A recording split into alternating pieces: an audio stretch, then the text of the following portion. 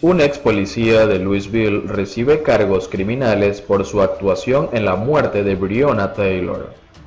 Brett Hankinson, quien fue despedido del departamento de policía, está bajo orden de arresto, pero no fue acusado de matar a Taylor.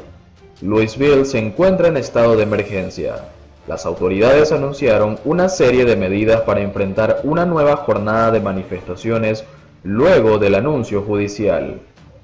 Un gran jurado de Kentucky presentó hoy cargos criminales en contra del oficial de policía Brett Hankison por su participación en el tiroteo que terminó con la muerte de Breonna Taylor en Louisville por imprudencia temeraria o poner a personas deliberadamente en peligro y tener extrema indiferencia sobre la vida humana. La jueza Annie O'Connell anunció 3 cargos de primer grado contra Hankison por disparar a ciegas y poner en peligro imprudentemente a los vecinos de Taylor, pero no lo acusan de disparar o matar a la joven. Tampoco se presentaron cargos contra los otros 2 oficiales de policía que participaron en el incidente que terminó con la vida de Taylor en marzo pasado. La familia de Taylor había pedido cargos por homicidio involuntario. O'Connell también dictó una orden de arresto en contra de Hankinson y se fijó una fianza de $15,000 en efectivo. Ben Crump, el abogado de la familia de Taylor, se quejó en Twitter. El gran jurado del condado de Jefferson procesa al ex oficial Brett Hankison con 3 cargos de peligro desmedido en primer grado por balas que entraron en otros apartamentos, pero nada sobre el asesinato de Breonna Taylor. Esto es indignante y ofensivo.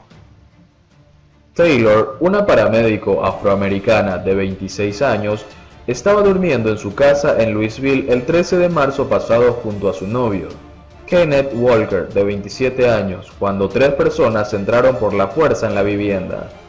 Cuando los oficiales no tuvieron respuesta al llamar a la vivienda, decidieron abrir la puerta, dijo el fiscal general Daniel Cameron, quien agregó que anunciaron su presencia, aunque otras fuentes aseguraron que no lo hicieron. El ingreso a la fuerza a una vivienda y sin identificarse es una práctica que está prohibida por la ciudad de Louisville. Al entrar al hogar, el sargento Jonathan Mattingly dijo haber visto a Taylor y Walker al final de un pasillo. Este último realizó un disparo a la puerta e hirió a uno de los oficiales en la pierna. Entonces se inició el tiroteo. Taylor, que estaba desarmada, recibió 8 balazos y perdió la vida. Según Cameron, el FBI está analizando si el disparo que mató a Taylor lo realizó el oficial Miles Cosgrove. Afirmó también que no hay evidencia de que los disparos de Hankinson hirieran a Taylor. Nuestra investigación encontró que Mattingly y Cosgrove hicieron uso justificado de la fuerza luego de recibir disparos de Kenneth Walker, dijo Cameron. Los policías buscaban a 2 hombres sospechosos de vender drogas en un vecindario a más de 10 millas de distancia de la vivienda, según ha informado el diario The Courier Journal. Los oficiales no encontraron drogas en la vivienda de Taylor. Hankison fue despedido del departamento de policía el pasado 23 de junio, acusado por el jefe policial Robert Schroeder de violar los procedimientos de la unidad al mostrar extrema indiferencia al valor de una vida humana al disparar sin sentido y a ciegas 10 rondas de tiros en el apartamento de Taylor. Mattingly y Cosgrove, además del detective Joshua James, fueron reasignados en sus funciones después del tiroteo, pero no enfrentaron ningún otro castigo. La ciudad de Louisville, en Kentucky, llegó a un acuerdo por $12 millones con la familia de Taylor. La madre de la joven, Tamika Palmer, presentó una demanda a fines de abril contra 3 policías, acusándolos de causar injustamente la muerte de su hija. Una ciudad en estado de emergencia. Louisville, la ciudad más grande de Kentucky, se encuentra en estado de emergencia. Las autoridades anunciaron una serie de medidas para enfrentar una nueva jornada de manifestaciones luego de este anuncio judicial. El alcalde Greg Fisher dio a conocer una orden de toque de queda entre las 9 p.m. de este miércoles y las 6 a.m. del jueves, además de hacer un llamado a protestar de manera pacífica. A esa orden se suma el cierre al tráfico del centro de la ciudad. La muerte de Taylor en manos de la policía se sumó a otros casos de brutalidad policial durante este año, como las muertes de George Floyd y Jacob Blake, entre otros, todos convertidos en símbolos de la lucha contra el racismo. Por otro lado, los restos de la jueza Ginsburg llegan a la Corte Suprema para un último adiós. Se esperan miles de asistentes. Los ex compañeros de la jueza, su familia, amigos cercanos y el público tendrán la oportunidad de despedir a la segunda mujer que sirve en la Corte. El cuerpo de la fallecida jueza Ruth Bader Ginsburg ha regresado al lugar en el que sirvió durante 27 años. En la Corte Suprema comenzó este miércoles el funeral oficial de quien fue una férrea defensora de los derechos de las mujeres y líder del bloque liberal. Sus restos serán homenajeados en ese edificio en Washington, D.C. durante 2 días, en un último adiós al que se espera asistan miles de personas. El féretro de la jueza llegó a la Corte Suprema pasadas las 9:30 horas de este miércoles. Una bandera de Estados Unidos cubre el féretro, que fue cargado por 8 funcionarios de la Corte, todos utilizando mascarillas. Pese a que el edificio está cerrado al público debido a la pandemia del coronavirus, los ex compañeros de la jueza, su familia, amigos cercanos y el público tuvieron la oportunidad de pasar por el ataúd de la segunda mujer que sirve en la Corte Suprema.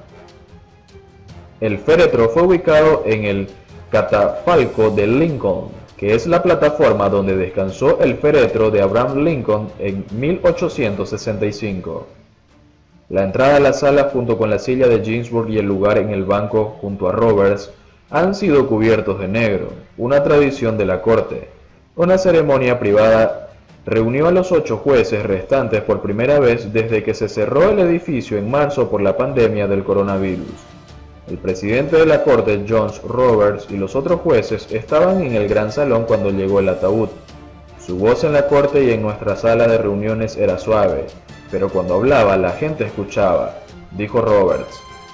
Un retrato de Ginsburg de 2016 hecho por la artista Constance P. Beatty fue exhibido durante la ceremonia.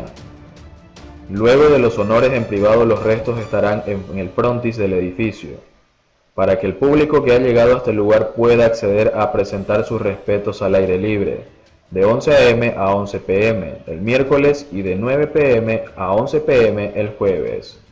Este homenaje durará 2 días. El viernes sus restos se moverán el Capitolio, en un hecho inédito al ser la primera jueza que recibirá honras fúnebres en el edificio del Congreso, luego de los entregados a William Howard Taft. La activista por los derechos civiles Rosa Parks es la única mujer hasta ahora cuyos restos han sido honrados en el Capitolio. El funeral privado se realizará la próxima semana en el cementerio de Arlington, donde Ginsburg será sepultada junto a los restos de su marido, Martin, quien falleció en 2010. Desde su muerte la gente no ha parado de dejar flores, notas, carteles y todo tipo de objetos sobre Ginsburg, a la que llamaban la Notorious RBG. El presidente Donald Trump acudirá a los homenajes este jueves para presentar sus respetos, tal como lo hizo cuando el juez John Paul Stevens murió el año pasado. Al enterarse sobre su muerte, Trump dijo que Ginsburg fue una mujer maravillosa. Sin embargo, su decisión de buscar rápidamente una sucesora ha generado polémica y rechazo por parte de los demócratas. La muerte de Ginsburg por cáncer a los 87 años ha complicado la carrera por las elecciones de noviembre, en un año electoral de por sí caótico.